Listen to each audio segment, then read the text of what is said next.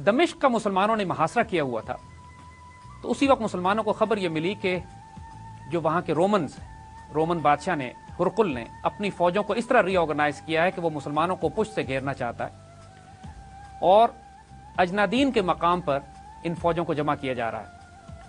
मुसलमानों ने जब ये देखा कि दमिश्क का मुहासरा तवील हो रहा है, तो खालिद बिन वलीद रजी अल्लाह ताला उन्होंने अपनी तमाम फौजों को वहां से लिया और वापस निकले हजरत अबू उबैदा इब्न जर्राह के साथ और अपनी फौजों को अजनादीन के मकाम की तरफ बढ़ना शुरू किया कि जहां पर उनकी बहुत बड़ी एक फैसला कुन जंग होने वाली थी। लेकिन इससे पहले गैर मामूली वाकया हुआ। मुसलमानों का जो कैंप, मुसलमानों का जो लश्कर वहां से वापस निकला है, तो उसके आखिर में औरतों के खेमे थे और मुसलमान और सैयदना खालिद बिन वलीद अपनी फौजों के साथ जब जरा आगे निकल गए तो रोमन्स उस किले से निकले, दमिश्क के किले से बाहर आए और तकरीबन 6000 सवारों ने मुसलमान औरतों के खेमों को घेर लिया। रोमन्स ने मुसलमान खवातीन के खेमों को घेर लिया। उसमें हजरत खौला ने, जो हजरत जर्रार की बहन थी, उन्होंने तमाम मुसलमान खवातीन को हिम्मत दिलाई और उन्होंने खेमों की लकड़ियां और डंडे और चोबे निकाल कर रोमन से मुकाबले के लिए तैयार हो गए। और रोमन्स का ख्याल यह था, और 6000 रोमन कैवलरी, उनके सिपाहियों का ख्याल यह था कि मुसलमान औरतों को जिंदा गिरफ्तार करके दमिश्क के किले में ले जाएंगे।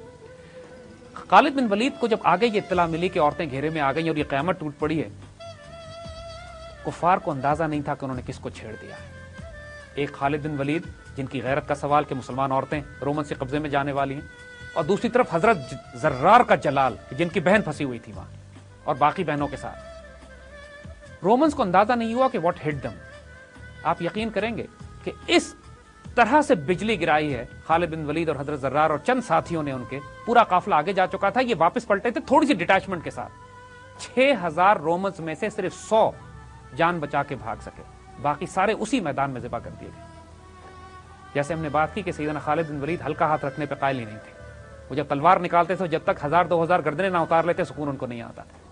और ये वो दहशत थी जो पूरे रोम में इनके आने से पहले फैल चुकी थी, क्योंकि इनकी ये सारी कारनामे जो कि इराक में कर चुके थे, सैयदना खालिद के शाम पहुंचने से पहले यहाँ के एक एक शामी को, एक एक रूमी को ये वाकयात मालूम थे। अजनादीन की लड़ाई पहली बड़ी लड़ाई थी कि जो मुसलमानों और रोमन्स के दरमियान हुई। यहाँ पे भी फोर्स रेशो देखिए, 1 लाख रोमन्स थे। रोमन्स ने भी अपना हरावल फौज भेजी थी। उनका ख्याल था कि 40,000 के मुसलमानों को, जो तमाम शाम से मुसलमान अटैचमेंट्स और ब्रिगेड्स जमा हो गए थे, तो 40,000 का दस्ता बना था और रोमन्स 1 लाख की तादाद में थे। जाहिर है, जैसे हमने अर्ज किया कि रोमन्स को अभी तक मुसलमानों से कभी ऐसा वास्ता नहीं पड़ा था कि वो मुसलमानों की जंगी हिकमत अमली को समझ सकते या उनकी वॉर या मिलिट्री स्ट्रैटेजी देख सकते। और खालिद का उन्होंने नाम जरूर सुना था, लेकिन खालिद को मैदान जंग में एज सच इस तरह देखा नहीं था। वो 6000 जो दमिश्क के बाहर खालिद को मिले थे, उसमें से शायद ही कोई जिंदा बचा था कि जो बाद में कहानियां सुनाता जाके। अब इस कैफियत में जब जंग शुरू होती है, अब वही सारी टैक्टिक्स और स्ट्रैटेजीज कि जो रोमन सीख कर आए थे अपनी कई हजार साल की तारीख में, जो जंगी हिकमत अमली, उसके तमाम कवानीन वहां टूट रहे थे। जो हमलावर फौज थी वो सिर्फ 40,000 थी, ये 1 लाख थे। हमलावर फौज एक्सटीरियर लाइंस पे ऑपरेट कर रही थी, वो होम ग्राउंड पे थे। हमलावर फौज के पास कोई भारी हथियार नहीं थे, इनके पास मंजनीके भी थी, आर्मर भी था, यूनिफॉर्म भी थे, तमाम जर्रा बख्तर भी थे, सर से लेके पांव तक खोद में भी और लोहे में फौलाद में डूबे हुए सिपाही भी थे, नाइट्स थे। और मुसलमानों के पास हल्की तलवारें, लाइट कैवलरी, तीर तलवार, नेज़े, बस। और जब जंग अजनादीन खत्म होती है तो फिर वही गैर मामूली बात, 70,000 रूमी कत्ल होते हैं, 450 मुसलमान शहीद होते हैं। इसको किस तरह समझाएंगे? देखिए, एक तमाम दुनिया की जंगी तारीख उठा के देख लीजिए, ये रिजल्ट किस तरह हो सकता है? ये कौन सी फोर्सेस थी जो ऑपरेट कर रही थी वहां पे? क्या ये सिर्फ मेटल टू मेटल था? कहा जाता है कि इस्लाम तलवार के जोर पे फैला। सवाल यह कि क्या रोमन और पर्शियन एम्पायर ने चूड़ियां पहनी हुई थी? किस तलवार के जोर पर फैला? कब मुसलमानों के पास न्यूमेरिकल सुपीरियरिटी थी कि मुसलमानों ने उन पर गलबा पा लिया ताकत के जोर पर? कब मुसलमानों ने हथियारों और अददी बर्तरी के जोर पर इनको तबाह बर्बाद किया? ये एक ऐसी गैर मामूली बात है कि जब तक कि इसके रूहानी डायमेंशन को आप नहीं समझेंगे, जब तक कि आप इसकी उन स्पिरिचुअल फोर्सेस को नहीं समझेंगे कि जो इन फौजों के साथ थी, आप कभी भी इसकी असेसमेंट नहीं कर सकते कि इस किस्म की जंग के बाद इस किस्म का नतीजा कैसे निकल सकता था। जंग बदर में हुजूर सल्लल्लाहु अलैहि वसल्लम की वो एक मुट्ठी उठा के फेंकने वाला वाक़या, जिसको कुरान ने फरमाया कि वहाँ इज़ा रमैत वलाकिन अल्लाह रमा, और फिर वो मलाइका के नज़ूल का वाक़या कि मलाइका सफ दर सफ नाजिल होते हैं और मुसलमानों के साथ शामिल होते हैं। और उस जंग में भी 14 मुसलमान शहीद हुए और 70 काफिर मारे गए।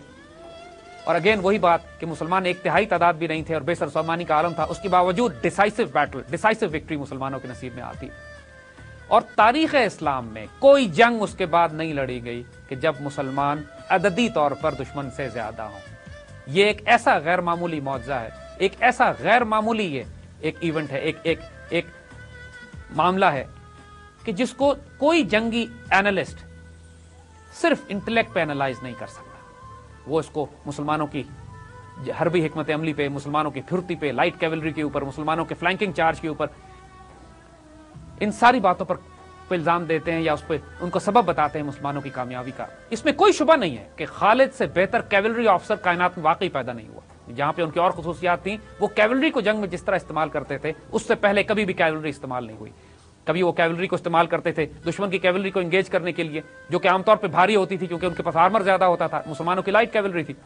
پھر جب کیولری کو انگیج کرتے تھے اور فوراً ہی ڈس انگیج ہو کے ان کی انفینٹری پہ اٹیک کرتے تھے، اور جب انفینٹری پیچھے ہٹتی تھی پھر دوبارہ یہاں سے ڈس انگیج ہو کے کیولری کو روکتے تھے. یعنی جس طریقے سے فلینکنگ مووز اور انگیجمنٹ اور ڈس انگیجمنٹ کیولری کی خالد کیا کرتے تھے، یہ اس زمانے کی سائنس نہیں تھی.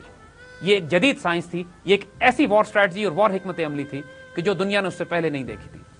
اور جہاں غیر معمولی قوتیں اور طاقتیں خالد کے ساتھ رضی اللہ تعالیٰ عنہ کی مددگار تھیں، جو وہ خود کہتے ہیں، جو روحانی نور اور فیض حضور صلی اللہ علیہ وسلم سے براہ راست میدان جنگ میں لیا کرتے تھے، اس کے ساتھ ساتھ جنگی حکمت عملی بھی کچھ اتنی غیر معمولی تھی کہ واقعی جو اس کو انالائز کرے تو اش کر اٹھتا ہے.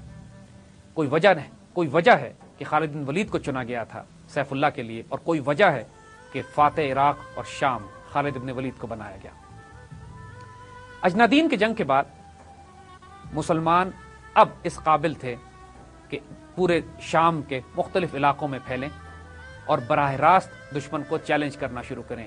یہ بہت بڑی شکست تھی رومنز کے لیے، لیکن ابھی ان کے پاس ریزروز باقی تھے. بڑے بڑے شہر دمشق ان کے پاس تھا، بیت المقدس ان کے پاس تھا، اور ان کے بڑے گیرزنز تھے. اور اب ان کو ہوش آیا پہلی دفعہ جب انہوں نے خالد کے ہاتھوں اس طرح ان کا میسکر کیا گیا، اس طرح تقریباً تباہ برباد کر دی گئی پوری رومن آرمی. اب ان کو احساس ہوا کہ اس کو سیریس لینا پڑے گا. انہوں نے پورے امپائر سے فوجیں بلانی شروع کی. آرمینیا کا بادشاہ ماہن خود اپنی فوج لے کے پہنچا. فرینکس پورے یورپ سے فوجیں آئیں. سلاف، جیسے ہم نے عرض کیا، یوگوسلاویا اور سلاف کے علاقوں سے لوگ آئے.